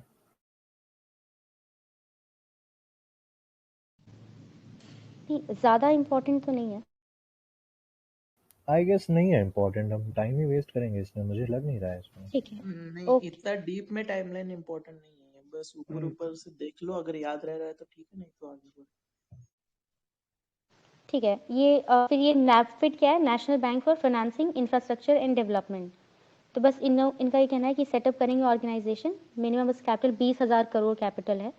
और यहाँ पे ये जो लोन्स हैं वर्थ 5 लाख करोड़ देंगे 3 साल में। आई थिंक इसमें तो इतना इम्पोर्टेंट है। बाकी ये नेशनल इंफ्रास्ट्रक्चर पाइपलाइन को भी फाइनेंस करेगा।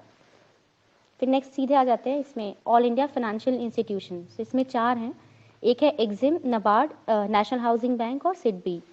तो एग्जिम का है, ये कब सेटअप हुआ था ईयर पता होना चाहिए, 1982। इसका फुल फॉर्म है export import bank of India. तो इसको कौन रेगुलेट करता है? 100% पूरा कंट्रोल है गवर्नमेंट का। बाकी ये प्रमोट करता है क्रॉस बॉर्डर ट्रेड और इन्वेस्टमेंट, इम्पोर्टर्स को हेल्प करता है, नाम से ही पता चल रहा है। फिर नेक्स्ट देख लेते हैं नबार्ड, तो national bank for agriculture and rural development. तो पहले इसमें आरबीआई का माइनॉरिटी स्टेक था, बट 2018 से ये भी पूरा 100% गवर्नमेंट ओन्ड हो गया है। इसका काम क्या है कि ये रेगुलेटरी सुपरविजन करता है ये कोऑपरेटिव बैंक्स या आरआरबीज का, प्लस इनडायरेक्ट रीफाइनेंसिंग करता है। हमने जो पीछे देखा था कि जो अपना टारगेट नहीं मीट कर पाते हैं, ये इनडायरेक्ट रीफाइनेंस करता है फार्मर्स को, आर्टिसंस को। ऑपरेट करता है रूरल इंफ्रास्ट्रक्चर डेवलपमेंट फंड। आई थिंक इसमें फिर इतना ही है। फिर नेशनल हाउसिंग बैंक देख लेते हैं। इसका ओरिजिनल बॉस आरबीआई था, बट 2019 से आरबीआई ने पूरा कंट्रोल गवर्नमेंट को दे दिया। इसका काम क्या है? ये फाइनेंस करता है बैंक्स को, एनबीएफसीज को हाउसिंग प्रोजेक्ट्स के लिए। और बाकी रेजिडेंस इंडेक्स है, रेजिडेंशियल इंडेक्स, वो मॉनिटर करता है। बाकी प्राइसेस को, आई थिंक इसमें इतना ही इंपॉर्टेंट है। सिडबी देख लेते हैं, 1990 का है, small industries development bank of India. तो स्टार्टिंग में इसका ये ओनर था आईडीबीआई पूरा, बट अभी शेयर होल्डिंग ट्रांसफर कर दी गई है एसबीआई और एलआईसी दोनों को। इसका काम क्या है कि ये क्रेडिट गारंटी फंड को ऑपरेट करता है, स्मॉल एंटरप्राइजेस डेवलपमेंट फंड, ये जो 2 फंड हैं उनको ऑपरेट करता है। बाकी एक जो उद्यम मित्र है .in for loans to small entrepreneurs. I think इसमें इतना ही इंपॉर्टेंट है। बाकी फिर बजट 2019 में इन्होंने शिफ्ट कर दिया था नेशनल हाउसिंग बैंक के जो रेगुलेटरी पावर्स टू आरबीआई। ये बजट 2019 का है। बस आपने अभी वो पढ़ा ना नेशनल हाउसिंग बैंक का ओरिजिनल बॉस, वो सॉरी टू इंटरप्ट, हाँ आपने कहा था ना कि नेशनल हाउसिंग बैंक के ओनर पहले आरबीआई थे, अभी गवर्नमेंट है, ऐसा क्यों हुआ, किसी को पता है? वो जो आईएलएन एफएस वाला सीन हो गया था ना, उसके कारण दे शिफ्टेड इट। नहीं नहीं नहीं नहीं, एक्चुअली यहाँ क्या हुआ था, मैंने पढ़ा था, नरसिम्हम वन जो पैनल था ना, उसने ये रिकमेंडेशन दी थी कि आरबीआई अगर किसी चीज को ओन कर रहा है तो उसी को रेगुलेट नहीं करेगा। तो आरबीआई ने इस रिकमेंडेशन को माना और बोला कि हम एनएचबी को ओन भी कर रहे हैं और रेगुलेट भी कर रहे हैं। तो ये owning and regulation cross functioning हो रहा था, तो उन्होंने गवर्नमेंट को दे दिया फिर ओनरशिप। राइट, वो कॉन्फ्लिक्ट ऑफ इंटरेस्ट वाला इशू। एग्जैक्टली, मैं सोचा जस्ट ऐड कर दूं। हाँ right, nice, thank you. These points जिसको भी ऐड करना हो ना, ऐड कर देना प्लीज। फिर नबार्ड अमेंडमेंट एक्ट 2017 है। इसने क्या किया? फैसिलिटेट किया transfer of RBI shares to government. तो हम देख रहे हैं पूरा मतलब शेयर थोड़ा गवर्नमेंट कंट्रोल ज़्यादा बढ़ता जा रहा है। एक ही चीज़ है, ये जो भी AIFIs हैं ये बैंक्स नहीं हैं। क्यों? क्योंकि ये एक्सेप्ट नहीं कर सकते हैं direct deposits from the public at large. बाकी RBI is the regulator over AIFIs। Basel norms applicable होंगे, बाकी आरबीआई प्रिस्क्राइब कर सकता है अलग अलग स्लैब। इसमें इतना ही इंपॉर्टेंट है। क्वेश्चन देख लेते हैं 2013 का। Which of the following grants direct credit assistance to rural house hold? तो रूरल हाउस होल्ड को कौन देता है? पहला है आरआरबीज, दूसरा है national bank for agriculture NABARD, तीसरा है लैंड डेवलपमेंट बैंक। तो कोई बताएगा इसका आंसर? नबार्ड देता है, बी होना चाहिए।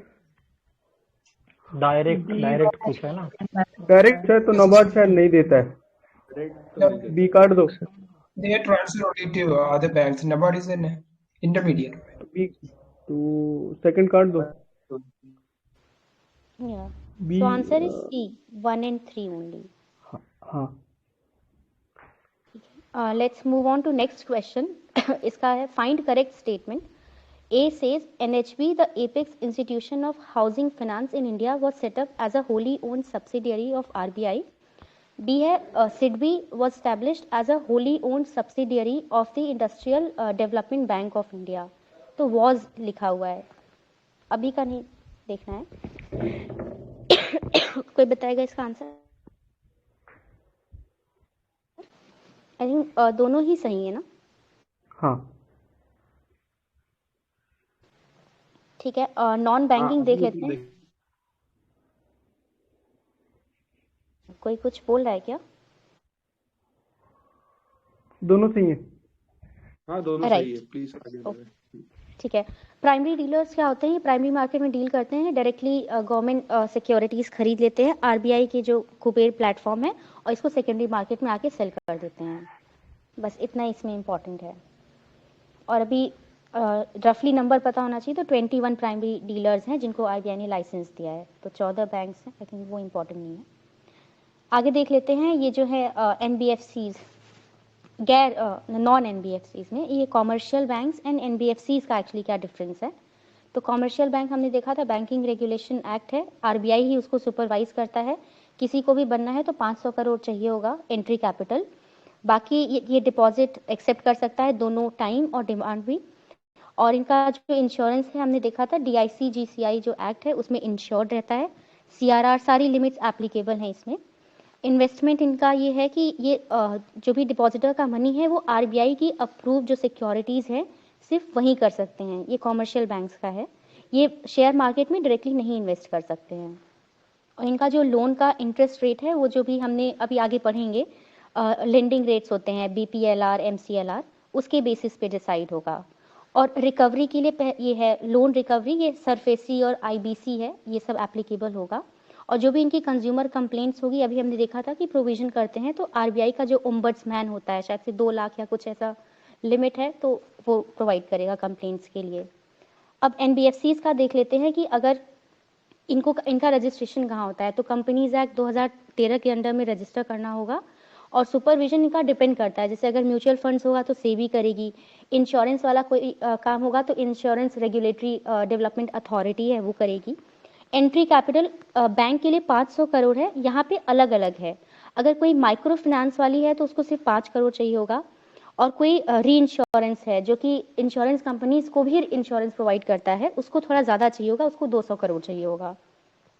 बाकी एक्सेप्ट अगर ये कर सकते हैं तो हमने देखा इसमें कि जो एनबीएफसी का डिपॉजिट टेकिंग है, and even they can accept only time deposits. ये चेकबुक नहीं इशू कर सकते हैं और ना ही ये डेबिट या क्रेडिट कार्ड इशू कर सकते हैं। लिमिट्स में देखा जाए तो यहाँ पे जो भी डिपॉजिट लेंगे सिर्फ उन्हीं को ही एसएलआर मेंटेन करना होगा, और सीआरआर तो किसी को भी नहीं होगा बिकॉज ये बैंक नहीं है। फिर लास्ट में देख लेते हैं कि ये जो रिकवरी के लिए क्या है, वहाँ पे हमने देखा था सरफेसी एंड आईबीसी है। यहाँ पे जो हाउसिंग फाइनेंस कंपनीज हैं उनके लिए सरफेसी पावर्स हैं, लेकिन जो सारी हैं उनको नहीं। ये हाउसिंग फाइनेंस वाला हमने भी देखा था, कोविड की वजह से इनको ऐड किया गया था। बाकी कंज्यूमर कंप्लेंट्स के लिए आरबीआई ने अलग से ओम्बड्समैन बनाया हुआ है एनबीएफसीज के लिए। किसी को ऐड करना है तो फिर वरना ये क्वेश्चन देख लेते हैं। 2010 का क्वेश्चन है, पूछ रहा है करेक्ट स्टेटमेंट बताइए एनबीएफसीज इन इंडिया। पहला स्टेटमेंट है कि they can not engage in the acquisition of securities issued by government. दूसरा है they can not accept demand deposits like savings account.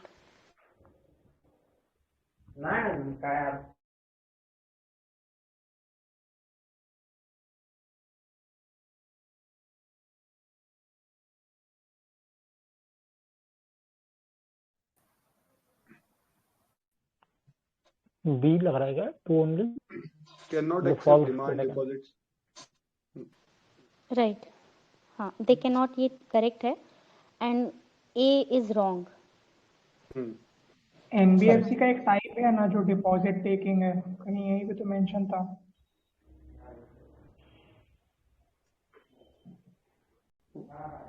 वो आई थिंक वो टाइम डिपॉजिट्स ले रहे ना। डिमांड डिपॉजिट्स नहीं लेते हैं वो। अच्छा अच्छा, ठीक है। पेमेंट बैंक के लिए क्या है? नहीं लेते सर, दे आल्सो डोंट नहीं लेते एक्सेप्ट वो भी। Demand deposits. हाँ, वो डी से बस इतना लिखा है कि ये डिपॉजिट टेकिंग है। ठीक है, नेक्स्ट क्वेश्चन देख लेते हैं। The main functioning of the banking system is two, A है accept deposits and provide credit, B is accept यही होगा। Deposits and, A is correct. Subsidy थोड़ी देंगे। हाँ, फिर देख लेते हैं कुछ जो एनबीएफसीज है जिनको रेगुलेट करता है आरबीआई। हमने भी ऊपर देखा था म्यूचुअल फंड्स और इंश्योरेंस का तो अलग अलग रेगुलेटर थे, अब बट आरबीआई के अंडर में कौन कौन आता है। तो इन्वेस्टमेंट एंड क्रेडिट कंपनी है, ये जो भी कंपनी है इसको क्रिएट किया गया था by merging previous NBFC categories. तो पहले कुछ असेट फाइनेंस कंपनीज या लोन कंपनीज थे जिनको मर्ज करके एक नया टर्म लिया गया इन्वेस्टमेंट एंड क्रेडिट कंपनी, तो ये भी आरबीआई के अंडर में आएगा। कोर इन्वेस्टमेंट कंपनी क्या होती है कि ये लॉन्ग टर्म इन्वेस्टमेंट करते हैं बड़ी बड़ी कंपनीज में। इंफ्रास्ट्रक्चर फाइनेंस कंपनी या इंफ्रास्ट्रक्चर डेट फंड जो है, तो इसमें इंटरनल डिफरेंस सर ने लिखा है, इंपॉर्टेंट नहीं है। मेनली इनका काम होता है कि जो भी बड़े इंफ्रास्ट्रक्चर प्रोजेक्ट्स होते हैं ये उनको लोन देते हैं। असेट रिकंस्ट्रक्शन कंपनी जिनको हम आरसीएल भी बोलते हैं, या तो ये क्या करते हैं, जो भी एनपीएज होते हैं या बैड लोन्स होते हैं ये खरीद लेते हैं और फिर ये रिकवर करते हैं बाकी, ताकि बैंक की बैलेंस शीट सही रहे। फैक्टरिंग कंपनीज क्या होती हैं कि जैसे ये जो भी ट्रेडिंग का काम करते हैं, तो आप यहाँ पे बिल ले जाके दिखाओ और उस बिल के बेसिस पे आप इनसे लोन ले सकते हो। तो जो भी आपको पैसा मिलना है, अकाउंट रिसीवेबल है, वो दिखा के आप पहले ही एडवांसेस निकाल सकते हो इनसे। गोल्ड लोन कंपनीज नाम से ही पता चल रहा है, जैसे मुथूट गोल्ड लोन, तो यहाँ पे जो आरबीआई है वो डिसाइड करेगी कि कितने वैल्यू पे कितना अमाउंट देना है। तो जो लोन टू वैल्यू रेशियो है उसमें आरबीआई का रोल आ जाता है। माइक्रो फाइनेंस इंस्टीट्यूशन में सीधे मालेगाम कमेटी है, आरबीआई ने क्रिएट किया था एक एनबीएफसी कैटेगरी जिसको माइक्रो फाइनेंस इंस्टीट्यूशन बोलते हैं। ये छोटे छोटे लोन्स देते हैं, कोई कोलेट्रल नहीं लेते हैं। तो मेनली ये हेल्प करने के लिए था विमेन और ये है। बाकी इसमें रेगुलेटर कौन है, आरबीआई भी है plus ministry of corporate affairs भी है। बाकी इसमें आई थिंक इतना ही है। मुद्रा क्या है, ये एक नॉन डिपॉजिट टेकिंग एनबीएफसी है जिसका ओनर है सिडबी। ये इनडायरेक्ट लोन्स देता है माइक्रो छोटे एंटरप्राइजेस को थ्रू प्रधानमंत्री मुद्रा योजना। फिनटेक कंपनीज क्या हैं, जैसे कि OLX या क्विकर हैं जो कि सेलर्स को जैसे ये लोग कनेक्ट करते हैं, ऐसे ये लेंडिंग वाली जो वेबसाइट्स हैं बोरोवर्स और लेंडर्स को एक साथ लेकर आते हैं। बाकी अकाउंट एग्रीगेटर्स क्या होते हैं, ये सिर्फ आपको प्लेटफॉर्म प्रोवाइड करते हैं जहाँ पे आपको सारी इन्फॉर्मेशन डिस्प्ले हो जाती है। फिर लोन एग्रीगेटर्स क्या है, एग्जाम्पल जैसे पैसा बाजार है और लोन अड्डा, तो ये भी आई थिंक सेल्फ एक्सप्लेनेटरी है। फिर रेजिडुअरी क्या है, जो कोई भी किसी कहीं भी नहीं आ रही है वो इसमें है। फिर शेयर मार्केट का देख लेते हैं। स्टॉक ब्रोकर सबको पता है कि ये मीडिएटर की तरह काम करते हैं जो कि हेल्प करते हैं buying and selling of shares. Mutual funds क्या होते हैं कि आपके छोटे छोटे मतलब पूलिंग करते हैं, फिर उसको कहीं इन्वेस्ट करते हैं, जो भी प्रॉफिट आता है सबको बांट देते हैं। रीट्स एंड इन्वेस्ट क्या है कि रियल एस्टेट या इंफ्रास्ट्रक्चर कंपनी, तो हर कोई इतना ज़्यादा अमाउंट इनमें नहीं इन्वेस्ट कर सकता है, बट अगर आपको वो प्रॉफिट एंजॉय करना है तो इनके थ्रू आप अपना छोटा मोटा जो भी अमाउंट लगाना चाहते हैं आप लगा दीजिए, फिर उस इंफ्रास्ट्रक्चर या उस रियल एस्टेट पे जो भी बड़ा प्रॉफिट होगा ये आपको वापस रिटर्न कर देंगे या डिस्ट्रीब्यूट कर देंगे। इन्वेस्टमेंट बैंक्स क्या है, नाम से पता चल रहा है बड़े बड़े लोगों के वेल्थ को मैनेज करते हैं। कोई भी कंपनी अपनी आईपीओ निकालती है तो उसका अंडर राइटिंग में काम करते हैं या मर्जर में ये एडवाइजेस देते हैं। वेंचर कैपिटल, कोई भी नया काम स्टार्टअप खोलना है तो जो सीड कैपिटल होती है, जो इनिशियल कैपिटल चाहिए होती है, उसी को वेंचर कैपिटल फंड बोलते हैं। फिर अभी हमने सारी देखी जो कि आरबीआई रेगुलेट करता है। अब हम वो एनबीएफसीज देखेंगे कि आरबीआई के अलावा, तो सबसे पहला आता है IRDAI इंश्योरेंस वाला। तो ये किसको रेगुलेट करता है, ये LIC को करता है, HDFC स्टैंडर्ड लाइफ इंश्योरेंस। तो एक तो लाइफ इंश्योरेंस कंपनीज होती है, फिर दूसरा जो बच जाती हैं जनरल, उनको भी रेगुलेट करता है। बाकी पॉलिसी एग्रीगेटर प्लेटफॉर्म्स हैं, उन्हें भी रेगुलेट करेगा। PFRDA नाम में लिखा है, पेंशन फंड रेगुलेटर, तो ये उनको रेगुलेट करेगा। एक्सेप्ट, ये ज़्यादा इंपॉर्टेंट हो जाता है, EPFO एंड अदर स्टैट्यूट, क्योंकि इनका खुद का एक्ट होता है, इसीलिए ये याद रखना कि EPFO को PFRDA नहीं करेगा, उसका खुद का एक्ट है। नेशनल हाउसिंग बैंक का क्या है, हाउसिंग फाइनेंस कंपनीज जैसे कि DHFL, Muthoot finance, housing finance, ये पहले क्या था, regulated by national housing bank, but ये बजट के बाद ये सब कुछ काम आरबीआई के पास आ गया है। मिनिस्ट्री ऑफ कॉर्पोरेट अफेयर्स, जो भी निधि कंपनीज होती हैं जो कि पूलिंग करती हैं पैसा करके फिर उसको अपने ही मेंबर्स में बांटती हैं, उनको करेगा। या फिर जो भी माइक्रो फाइनेंस कंपनीज हैं, तो जो भी कंपनीज एक्ट में रजिस्टर होगा उसमें इस मिनिस्ट्री का रोल आ जाएगा। रजिस्ट्रार ऑफ चिट फंड जैसे केरला का है, सब हर स्टेट का अलग अलग है, ये भी इन्वेस्टमेंट करते हैं, तो इनका खुद का, जिस स्टेट में आप कर रहे होगे वो स्टेट रेगुलेट करेगा, वहाँ का रजिस्ट्रार। आई थिंक इसमें इतना ही है। शैडो बैंकिंग नाम से पता चल रहा है कि जो प्योरली बैंकिंग नहीं लेकिन बैंकिंग जैसा काम कर रही हैं, तो ये फुली नहीं रेगुलेट करता है आरबीआई। एंड फिर टेबल में हाउसिंग फाइनेंस कंपनीज, तो DHFL वाला क्राइसिस तो हमने पढ़ा ही था। फिर liquid debt mutual funds, retail NBFCs, I don't think ये इतना इंपॉर्टेंट है। इसमें किसी को ऐड करना है कुछ नहीं है। एक पॉइंट और यहाँ पे लास्ट में दे रखा है, इस्लामिक बैंकिंग वाला जो है, तो वो ऐसा है कि एक अलग प्रकार का बैंक बना है, बट इम्पोर्टेंट नहीं है क्योंकि it is oppose by RBI. There are wholesale bank and custodian banks. Okay, ठीक है।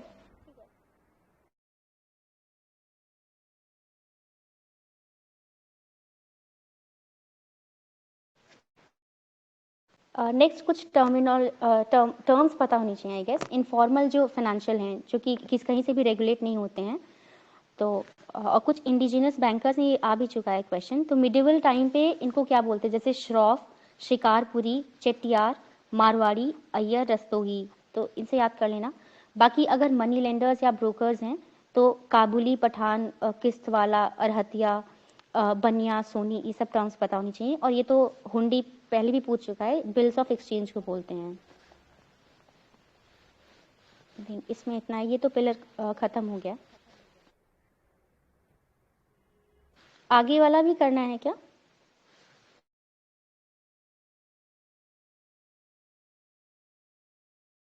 ऑलरेडी 1 आवर 20 मिनट्स हो गए हैं, बताओ कैसे करना है, कितना बड़ा आगे वाला? आई थिंक बड़ा है ये, फिर कल ही रख लेते हैं इसको। सर ये बैंकिंग खत्म हो रही है क्या सर? नहीं अभी बहुत बाकी है यार। ठीक एक मिनट रिकॉर्डिंग स्टॉप करता हूँ, जस्ट अ सेकंड।